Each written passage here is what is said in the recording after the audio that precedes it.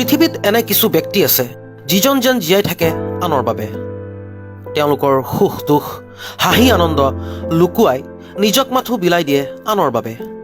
তেওঁলোকৰ প্ৰতিভা আছে কিন্তু নাই স্বীকৃতি। চৰকাৰে ঘোষণা কৰা অনেক পুৰস্কাৰ সন্মান আছে কিন্তু এওঁলোকৰ বাবে একো নাই। নামী দামী শিল্পীৰ লগত ফেৰ মাৰিব পৰা প্ৰতিভা যদিও তেওঁলোক পদে পদে উপেক্ষিতা বঞ্চিতা। দৰ্শকৰ হাত চাপৰিতেই সন্তুষ্ট থাকিব লাগে এওঁলোকৰ উপস্থিতিত চহৰ নগৰ চঞ্চলা হৈ পৰে কিন্তু তেওঁলোকৰ বাবে ভাবুতা কোনো নাই। পিছে কোন এওঁলোক চাওকচোন যুৱতীগৰাকীক, কি শিহৰণকাৰী নৃত্যত মগন তেওঁ।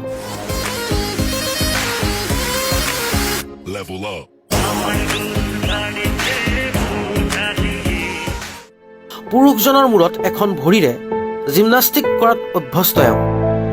পিছে বিশ্ববিখ্যাত খেলত তেওঁক অংশগ্ৰহণ কৰিব দিয়া হয় জানো?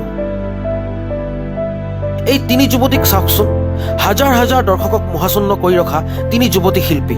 এনে শিল্পীৰ শিৰত জিলিকিছে নে বাৰু স্বীকৃতিৰ মুকুট? এইটো বনৰ হিংস্ৰ জন্তু।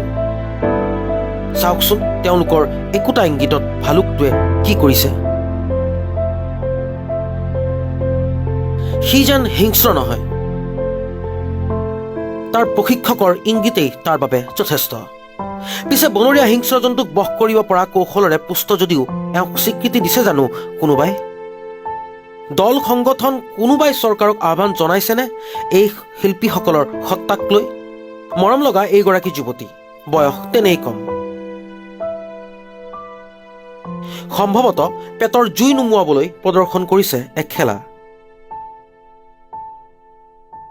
চাওকচোন তাইৰ দেহৰ ৰন্ধে ৰন্ধে ৰিংটোৱে কেনেদৰে নাচিছে।